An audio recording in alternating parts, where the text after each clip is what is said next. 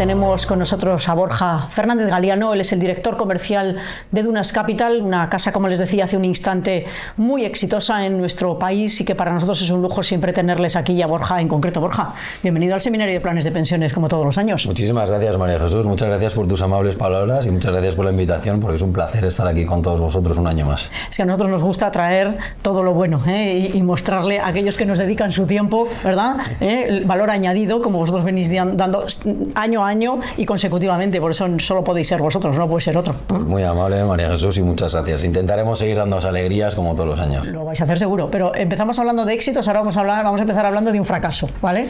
Porque hace un año hablábamos, ya no recuerdo si fue uno o hace dos, me da igual, los famosos planes de empleo, sí, que pretendía el gobierno sacar adelante para que las aportaciones a planes de pensiones pudiesen ser ligeramente superiores y que se ahorrase más por parte de los ciudadanos en planes de pensiones. Bueno, ya he adelantado lo de fracaso, así que ya casi he dado la conclusión de lo que vas a decir, pero cuéntanos tú cómo está ese tema de los planes de empleo. Pues efectivamente coincido contigo en que por el momento está siendo un auténtico fracaso, ¿no? Y yo creo que el problema fundamental es que no se han desarrollado adecuadamente. Es decir, aquí, en mi opinión, creo que ha habido tres razones que hacen que los planes de empleo no hayan tenido este desarrollo, como decía, de manera adecuada. El primero es que creo que hay una clara falta de incentivo fiscal, tanto desde un punto de vista de las aportaciones, tanto para el individuo como para la empresa, ¿no? Ahí no queda claro que las reglas del juego sean realmente beneficiosas para ninguno, pero es que además falta también un compromiso muy fuerte por parte del gobierno actual en mantener esos incentivos, que son muy escasos, pero por lo menos en mantenerlos en el tiempo, porque si yo soy un empresario y veo que me están cambiando la normativa cada X tiempo, pues al final no puedo hacer esa planificación de largo plazo, ¿no? Por tanto, ahí el primer punto es esa falta de incentivo fiscal y esa falta de visibilidad que hay con estos planes a futuro. El segundo tema es que, en mi opinión, también ha habido una falta de plazo, es decir, le han dado muy poco plazo para desarrollarlos y esto ha hecho pues que hayamos tenido que ir a salto de mata, ¿no?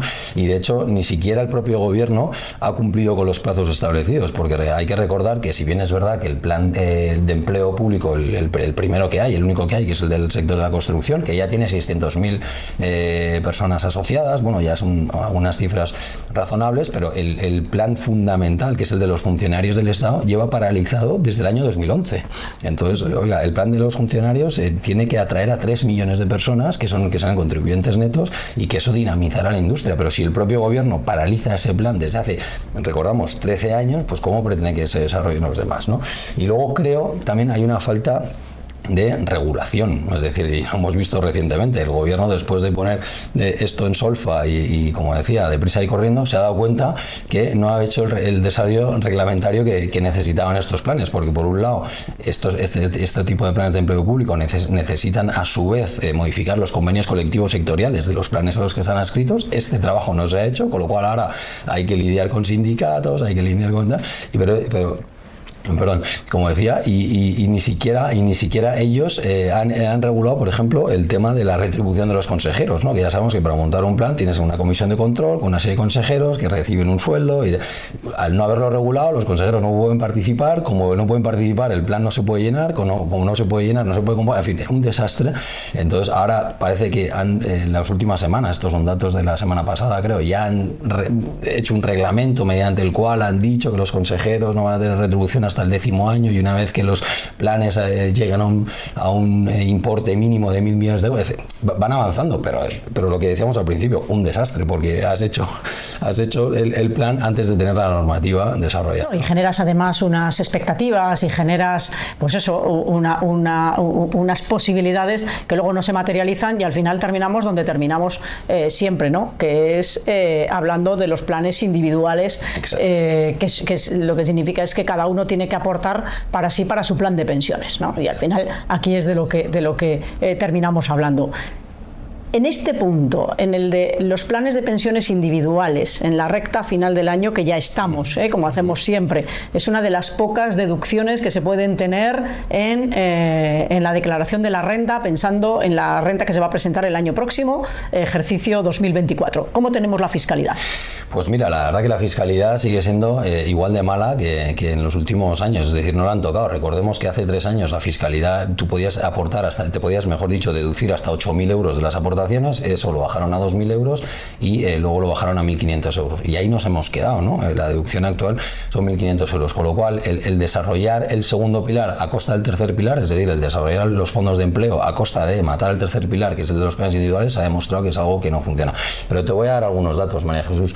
Por ejemplo, en España hay un 15% de personas que tienen un plan de pensiones en la actualidad contratado. Esto, si lo comparamos con los números del resto de los países de Europa, es claramente muy bajo. Pero es que este 15% supone un 8% en términos de aportaciones, un 8% del PIB en España. Y fijaos el dato, en los planes, las aportaciones que hacen los planes de pensiones en el resto de países europeos, la media es que suponen un 87% del PIB. O sea, fijaos, en España es un 8 frente a un 87% del PIB. Otro dato, en España la aportación media de una persona que tenga un plan de pensiones individual está en torno a los 11.500 euros. Y sin embargo, estamos viendo estadísticas que la pensión media que aporta el Pilar 1, el gobierno, la pensión pública, está en torno a 17.500 euros. Es decir, un individuo que tenga contratado un plan de pensiones a día de hoy no le da con lo que tiene ahorrado ni para un año de pensión pública. Es decir, tiene que seguir viviendo la pensión pública. ¿Por qué es esto? Claramente, en mi opinión, por la reducción que ha habido del tema de las aportaciones que se pueden hacer fiscales. Pues, y esto no hay que ser ingeniero aeroespacial para darse cuenta, simplemente mirar los datos. Vemos que desde que han hecho esta reducción de las aportaciones de 8.000 a 1.500 euros, ha habido una caída del 85% en las aportaciones. Claro, ¿no? Del 85%. Que curiosamente coincide con el porcentaje de la reducción, es decir, pasar de 8.000 a 1.500 es un 85% de reducción en la deducción, y ha habido un 85% de menos aportaciones, con lo cual, oiga, usted no se para a pensar que a lo mejor lo que tiene que hacer es incrementar las aportaciones porque además es necesario, llegado el momento, para complementar con la pensión pública. Con la pensión pública, que ya sabemos que es lo que venimos contando hace 30 años, con lo cual aquí no tenemos ningún cambio, lo que se siguen haciendo las cosas cada vez peor, ya ni siquiera igual de mal, sino es que cada vez peor, y con este desincentivo que es muy dañino para los trabajadores y para los pensionistas del futuro, claramente. Bueno, y aquí ya tenemos el daño colateral importante, como decimos siempre, que esto pasa en territorio común, en territorio foral.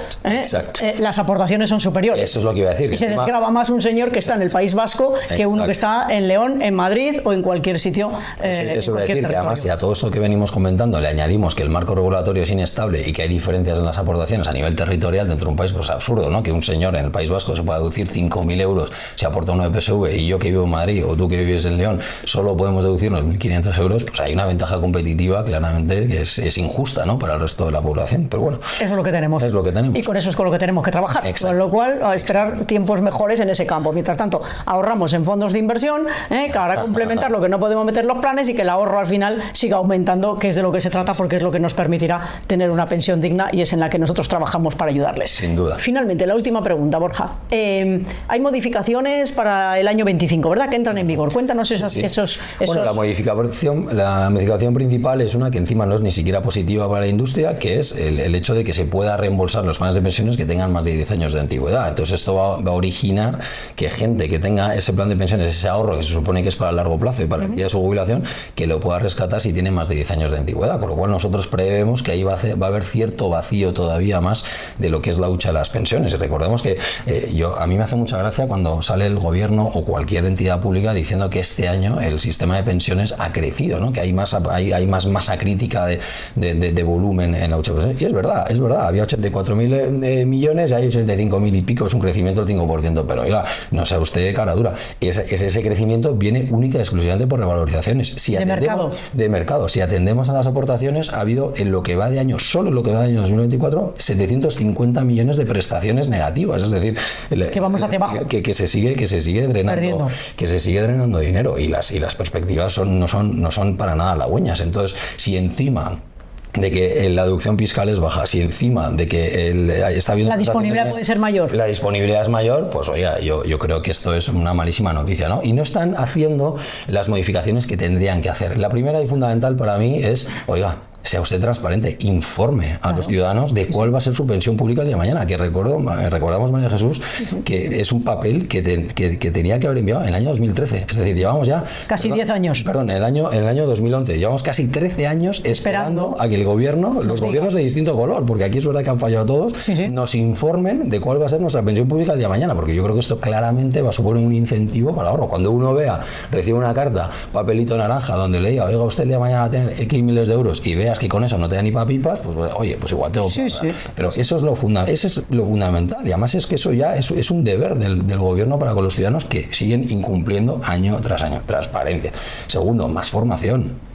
Oiga, en lugar de tantos talleres para otras cosas, no vamos a dar ejemplos, pues oiga, meta usted formación en las escuelas, en los colegios, en las universidades, para que la gente entienda el problema, que hay menor natalidad, que hay un aumento de la longevidad, que hay un aumento de la déficit enorme, y que hay un déficit estructural enorme. Y un gasto enorme estructural, exacto. Y que alguien lo tiene que pagar. Entonces, facilitan el drenaje del sistema en lugar de facilitar que el sistema mejore a través de mayor transparencia, mayor formación, mayor diversificación, mejores productos también. Oiga, fuerce usted a las entidades gestoras a que lancen productos que de verdad sean rentables y que de verdad cumplan con el ciclo de vida de las personas. Yo, como veréis, lamento que soy ser tan negativo. Yo creo que aún así hay que ahorrar, aún así es importante y súper vital seguir aportando. Es que es la necesidad, es decir, la conclusión fundamental de lo que dices es, señores, el sistema no les ayuda a ustedes a complementar lo que sea su pensión el día de mañana, háganlo ustedes con su planificación patrimonial individual y no esperen recibir ayuda externa. Es decir, todo esto que no les dan, háganlo ustedes pues de la mano de profesionales, que era como yo también arrancaba, te das cuenta,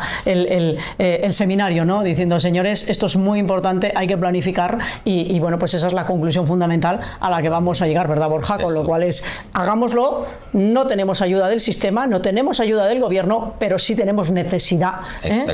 La necesidad es una realidad. Eso es la conclusión a la que queremos llegar en esta parte, en la que es tan interesante y en la que te agradezco todos los datos que nos has dado para que todos los inversores inquietos vean cómo está realmente el sistema, ¿no? Así que muchísimas gracias, Borja. De nada, y enhorabuena por tu gran trabajo y vuestro gran trabajo, como siempre. Muy amable, muchísimas gracias. Gracias a ti, gracias. Un placer.